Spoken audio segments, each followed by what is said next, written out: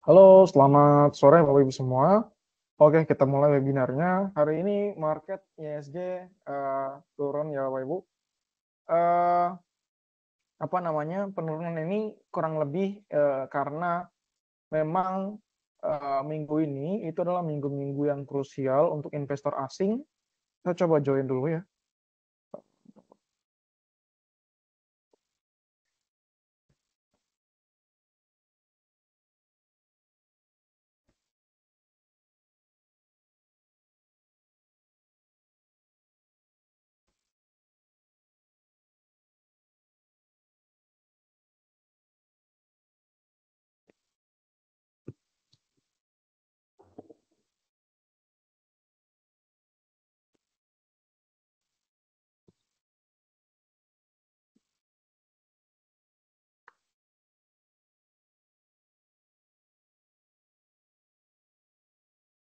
Oke, jadi, nah, jadi memang untuk apa namanya, untuk IHSG hari ini tuh kurang lebih turun karena eh, asing yang keluar ya. Bahkan sebelum saya saya lihat untuk bandarmologinya atau foreign flow-nya ya, ini udah jelas pasti asing. Udah jelas banget ini asing. Nah, kenapa mereka keluar? Ini karena mereka pasti udah price in terlebih dahulu ya, terlebih dahulu di eh, apa namanya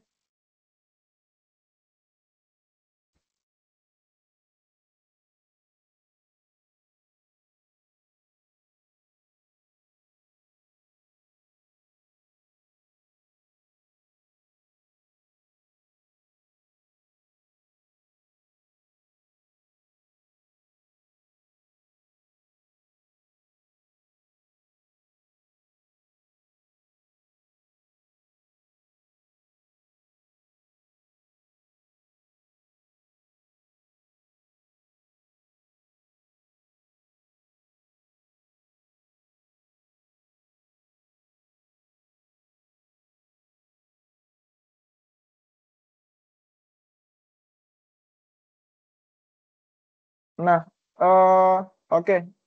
Jadi untuk ISG hari ini itu mengalami penurunan karena ya kurang lebih karena asing yang keluar ya, itu udah jelas banget Bapak Ibu semua.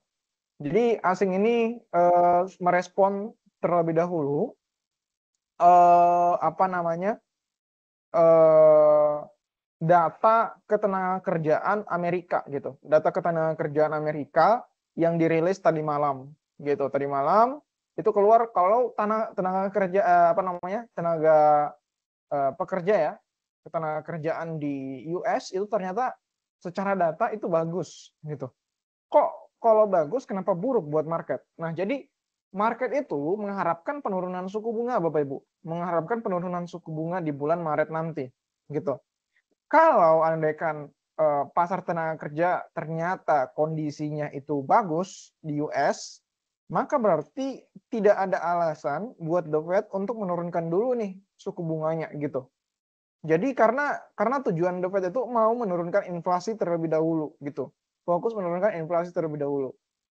Kalau tenaga kerja ya, intinya tuh kayak kalau orang-orang masih dapat pekerjaan, orang-orang masih bisa kerja dan sebagainya, The Fed itu tidak ada alasan gitu. Buat apa saya turunkan suku bunga? Toh orang-orang masih di hire, toh orang-orang masih digaji gitu kan.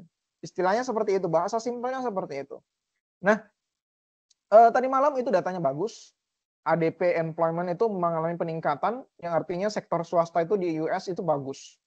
Nah, ini langsung direspon negatif ya oleh eh, market saham ya, khususnya kita di Indonesia di IHSG ya, di IHSG itu langsung banyak mengalami penurunan nih perbankan.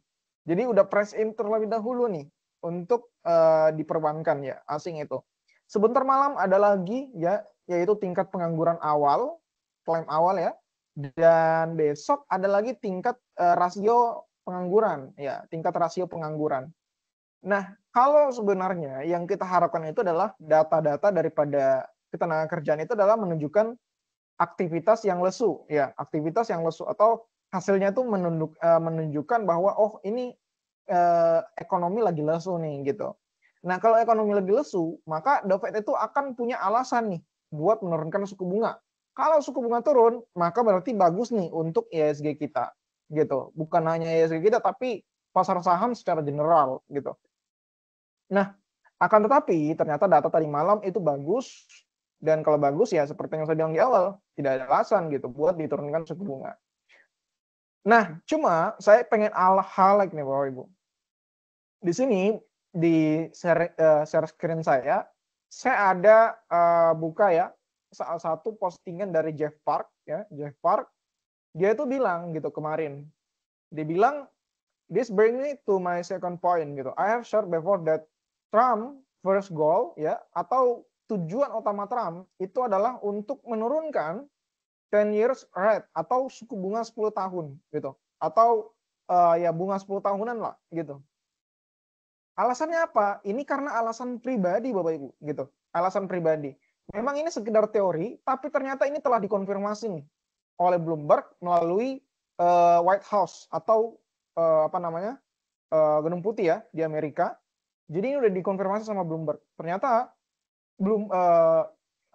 Trump itu pengen menurunkan suku bunga nih dengan fokus untuk 10 years treasury gitu.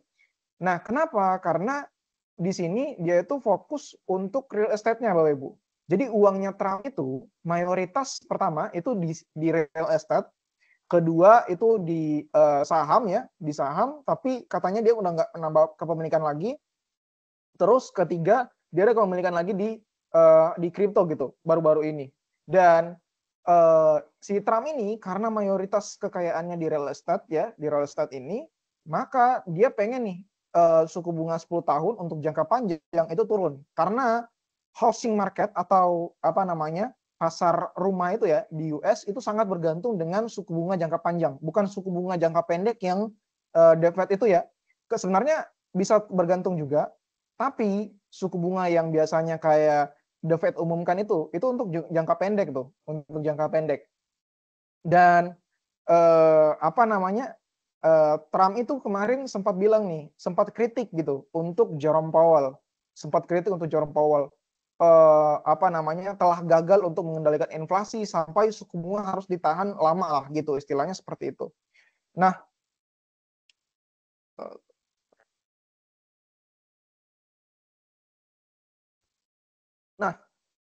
ternyata ya karena gagal gitu untuk istilahnya membujuk Jerome Powell atau The Fed ya untuk menurunkan suku bunga jangka pendek, maka tujuan untuknya si Trump ini itu beralih gitu, atau memang tujuan awalnya memang ini gitu, yaitu 10 years rate gitu atau suku bunga 10 tahunan gitu.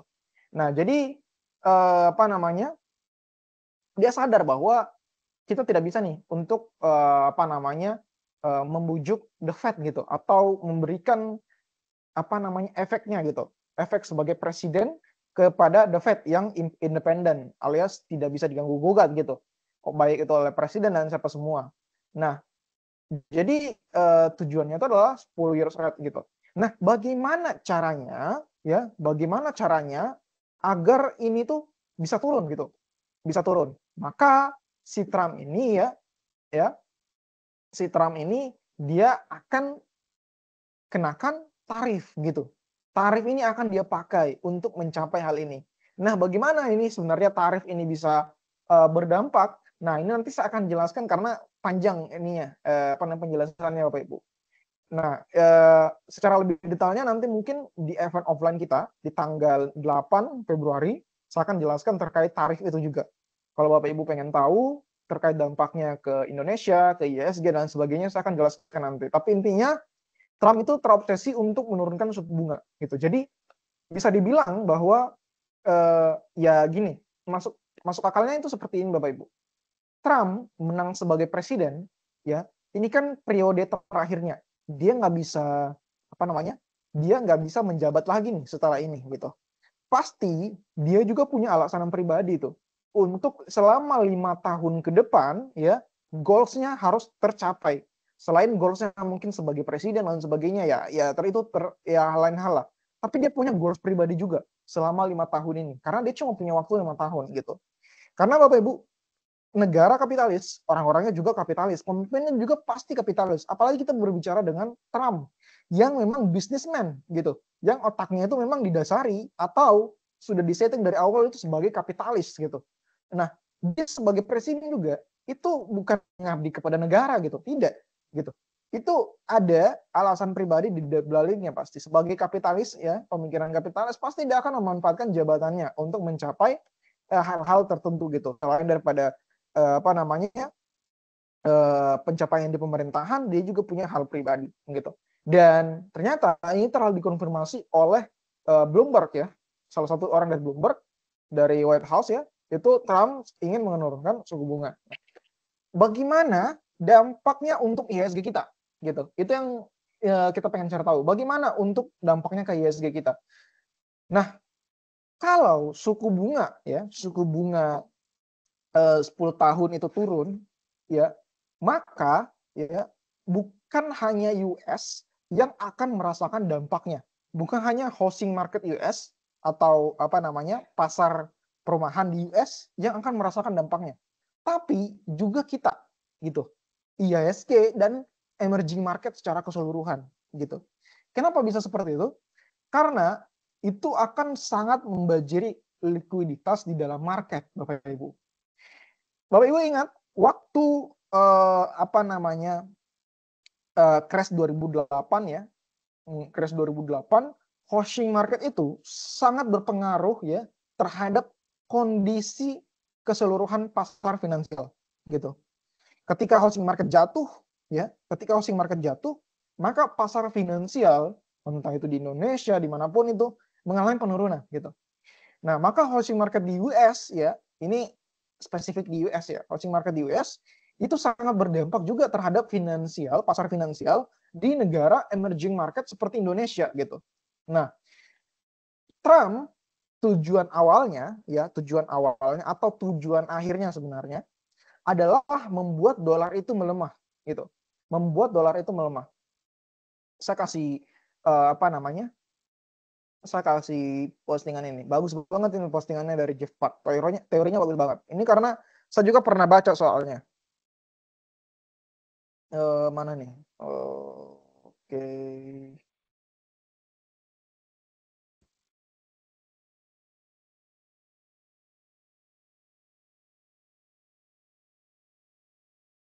Nah ini, dia bilang di sini. Jadi tentang tarif nih, tentang tarif Bapak Ibu. Kenapa tarif itu ada gitu? Jadi menurut Jeff Park itu ada dua alasan. Pertama terkait Triffin Dilemma dan Trump personal goals atau alasan pribadinya si Trump. Nah, jadi ya dari menganalisa dua hal ini, kita bisa tahu kalau tarif itu tujuannya jelas. Bahwa tarif might be just as temporary tools, alias alat sementara gitu. Tapi untuk kesimpulan akhirnya ya itu bakal berdampak terhadap aset beresiko gitu, aset beresiko kepada keseluruhan, saham dan sebagainya gitu. Nah, ini bisa dilihat di sini terkait Triffin Dilemma gitu. Triffin Dilemma di sini dia ada jelaskan bahwa US itu sebagai reserve global ya. Triffin Dilemma ini Bapak Ibu bisa cari di Google, ada penjelasannya, tapi Triffin Dilemma ini terkait paradoks di mana sebagai negara yang mata uangnya dipakai, jadi bukan hanya US sebenarnya, tapi negara-negara adidaya sebelumnya seperti Belanda, Inggris, ya dulu juga mengalami Triffin Dilemma ini, gitu. Apalagi US sekarang itu juga mengalami Triffin Dilemma. Maksudnya apa? Jadi sebagai negara ya adidaya yang dipakai mata uangnya untuk transaksi global, ya mereka harus menyediakan likuiditas gitu untuk transaksi internasional. Yang akhirnya itu berdampak terhadap 3 implikasi. Yaitu pertama, ya, ini dia bilang, the dollar is structurally overvalued. Jadi dolar itu sangat overvalue gitu, sangat overvalue gitu. Nah, terhadap negara lain gitu. Nah, biar lebih jelasnya di sini mungkin saya akan terjemahkan aja. Nah, di sini. Nah, ini. Nah, implikasi kedua, karena US itu mata uangnya dipakai sebagai reserve ya, reserve global, maka AS itu harus menjalankan defisit neraca secara terus-menerus. Jadi mereka tuh harus defisit terus gitu. Untuk apa? Untuk dolarnya tuh dipasok untuk global gitu.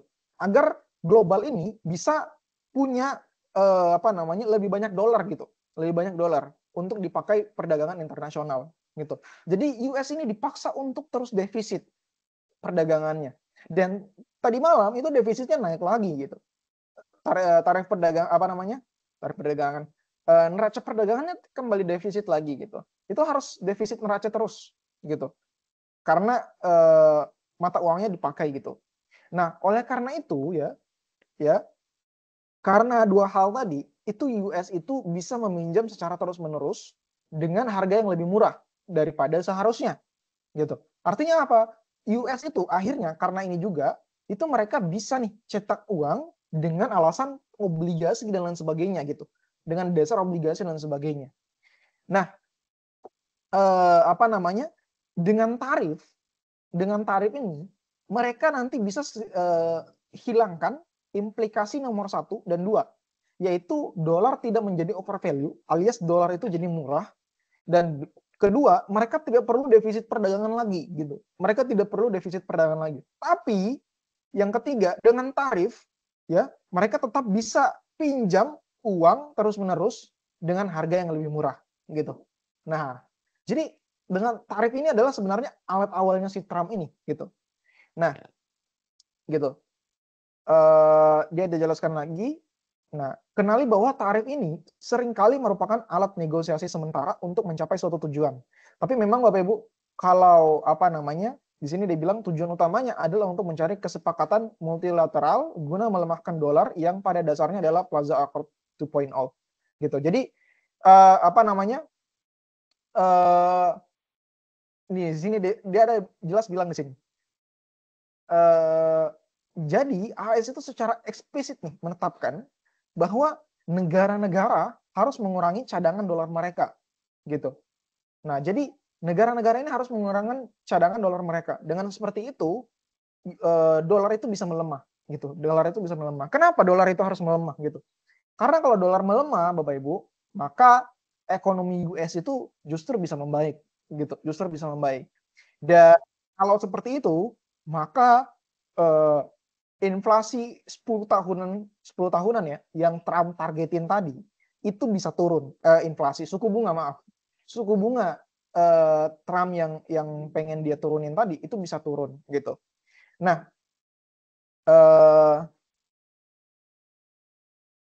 ini dia ada bilang, ini membawa saya ke poin kedua saya gitu katanya. Saya telah berbagi sebelumnya bahwa tujuan utama Trump adalah menurunkan suku bunga 10 tahun. Alasannya adalah karena kantongnya sendiri pada dasarnya adalah real estate gitu. Nah, jadi karena kekayaannya Trump itu mayoritas di real estate, maka tujuan akhir Trump itu adalah turunkan suku bunga 10 tahun gitu. Turunkan suku bunga 10 tahun. Nah, jadi itu yang saya pengen jelaskan Bapak Ibu, bahwa Trump ini ya, walaupun dia presiden AS gitu dan kita pikir dia mengabdi dan sebagainya, tapi dia juga punya tujuan pribadi. Dan tujuannya pribadi ini punya dampak juga ke IHSG gitu. Saya akan coba buka IHSG dulu.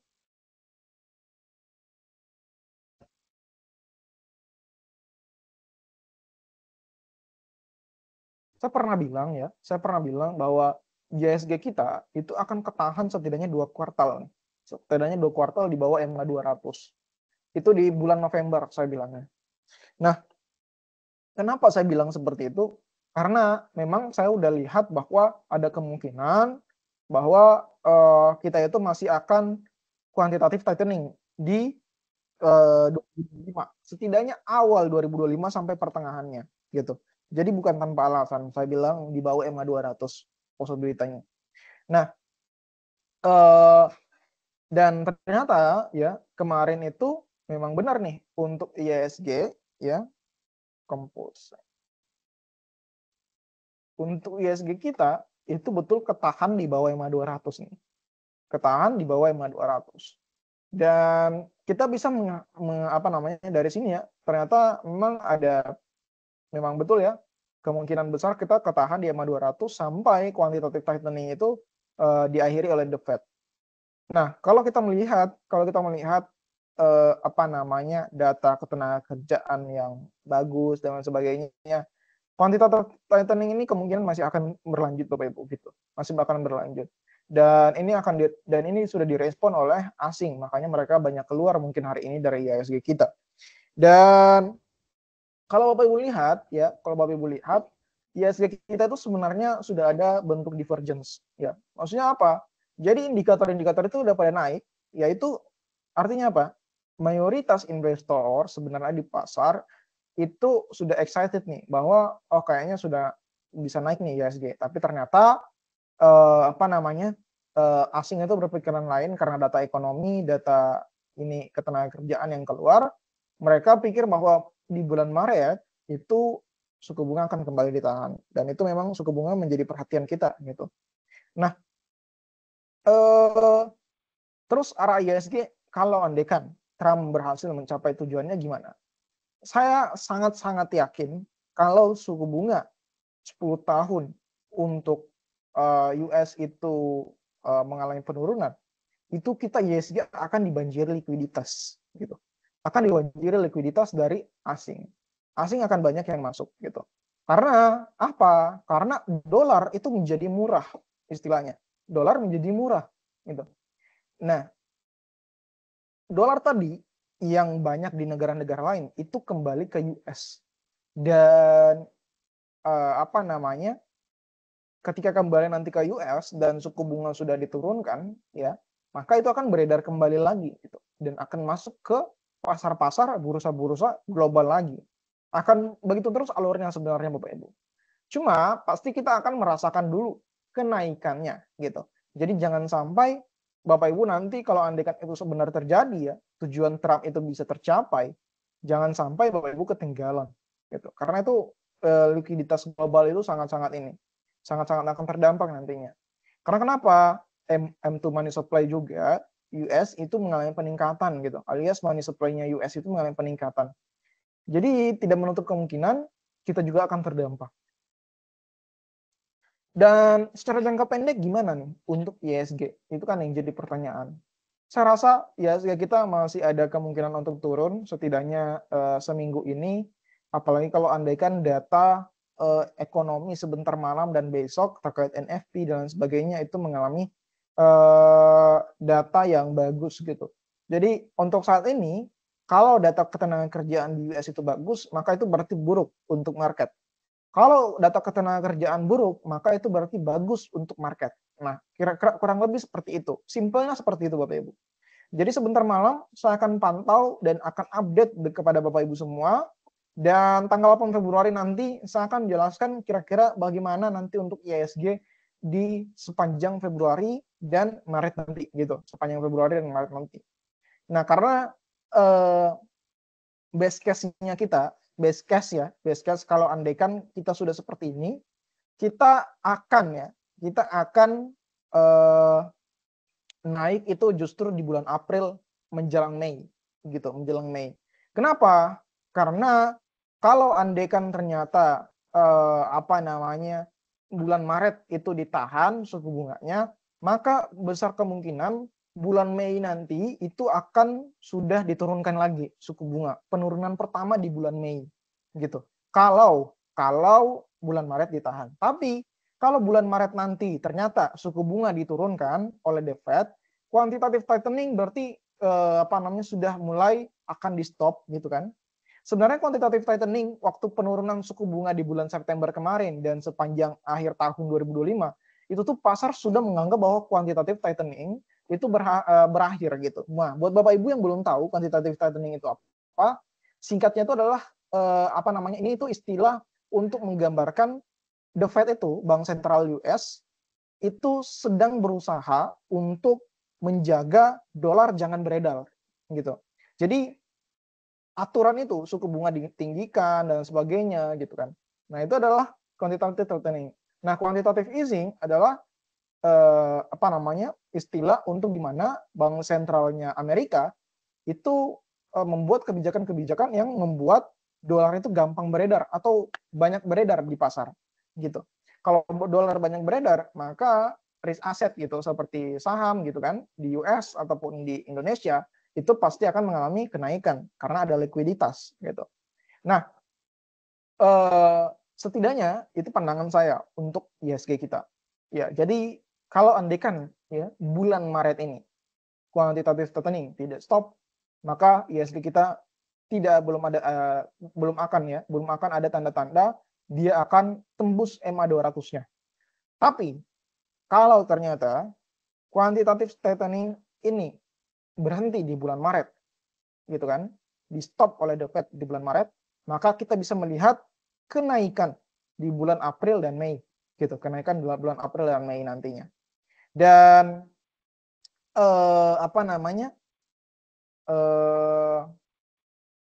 untuk ISG ya, ISG kalau andaikan ternyata juga quantitative tightening tetap berlanjut dan ini ya skenario terburuknya itu adalah quantitative tightening itu terus berlanjut sampai akhir kuartal kedua dan kita baru naik di akhir tahun nanti gitu. Itu adalah skenario terburuk untuk ISG. Tapi tentu saya nggak mau itu terjadi. Tentu saya pengennya dia di kuartal kedua itu bisa naik gitu. Tapi nah mungkin ada yang bertanya seperti ini. Kemarin ada kan ya yang saya jelaskan terkait seperti ini. Terus ada yang bertanya, Mas, bagaimana tentang narasi sell in May and go away gitu? Karena biasanya di bulan Mei itu pasar saham turun. Saya bilang narasi saat ini udah nggak terlalu berlaku Bapak Ibu gitu. Contoh kemarin narasi Santa Claus Rally, Januari Rally nggak ada gitu. Kenapa? Karena likuiditas kering gitu. Likuiditas kering, jadi makroekonomi itu di atas narasi Bapak Ibu. Kondisi ekonomi itu di atas narasi gitu. Apapun narasinya, window dressing, January effect, apalagi Santa Claus Rally, sell in May and go away, semuanya sudah tidak relevan lagi kalau makroekonominya itu sedang tidak bagus seperti saat ini gitu. Beda kalau andaikan makroekonominya lagi mendukung atau lagi netral-netral aja gitu. Tapi kalau memang makroekonomi lagi buruk, apapun narasinya Bapak Ibu, apapun narasinya, kayak contohnya kita berbicara tentang narasi fundamental. Narasi fundamental itu apa? Laporan keuangan. BMRI, BBCA itu bagus narasinya gitu. BMRI, apalagi BBCA tuh, BBCA, BMRI bagus narasinya. Walaupun BBNI agak kurang bagus secara laporan keuangan atau laporan tahunan 2024, tapi bisa dilihat turun hari ini gitu. Karena kenapa? Karena secara makroekonomi kita kurang bagus gitu. Kita kurang bagus. Nah, jadi memang makroekonomi itu di atas segala narasi Bapak Ibu.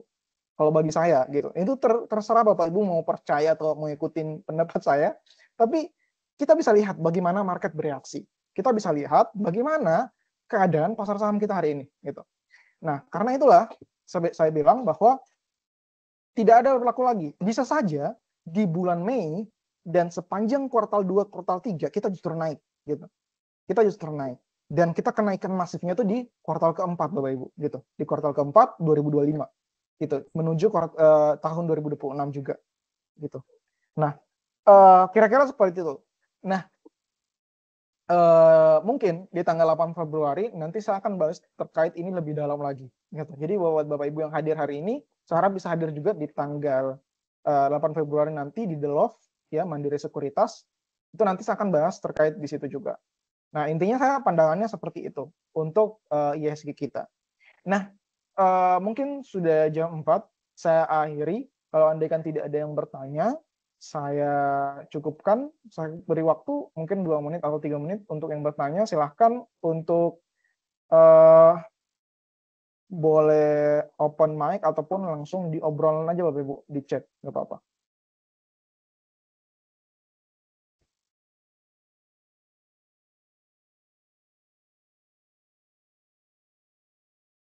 Sore Pak Arya.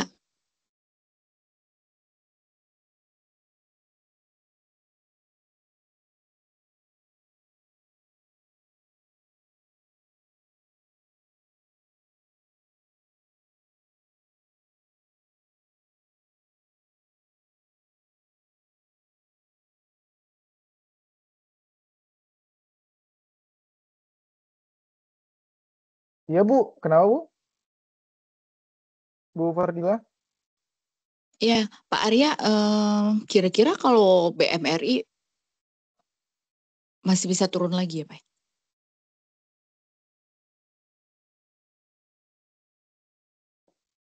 Oke, untuk BMRI itu sebenarnya masih bisa turun saya bilang. Tapi ya, tapi kita lihat dulu sebenarnya untuk sore ini apakah memang mayoritas asing atau bukan? Atau ada juga dari institusi gitu. Kalau ada dari institusi juga mungkin dia masih bisa ketahan nih. Tapi kalau dari asing ini mungkin masih bisa turun. Tapi kemungkinan ya, kalau andaikan kita lihat penurunan drastis seperti ini akan ada rebound nantinya. Akan ada rebound. Biasanya ada rebound nantinya entah di hari Jumat atau di hari Senin nanti gitu. Biasanya seperti itu akan ada rebound. Kalau di saham-saham big banks ya, kayak Bank Mandiri, BBCA, BBRI, BBNI. Nah, jadi kira-kira seperti itu Bapak Ibu semua. Wardila ya tadi yang tanya. Wardila ya tadi yang tanya. Iya, saya, Pak. Makasih ya, Pak.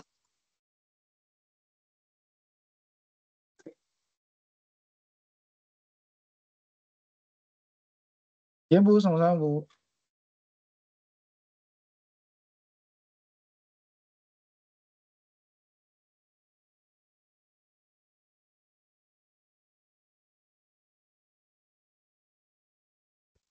Oke, mungkin cukup untuk hari ini. Sampai jumpa di tanggal 8 Februari nanti di The Love, di Mandiri Sekuritas. Sampai ketemu.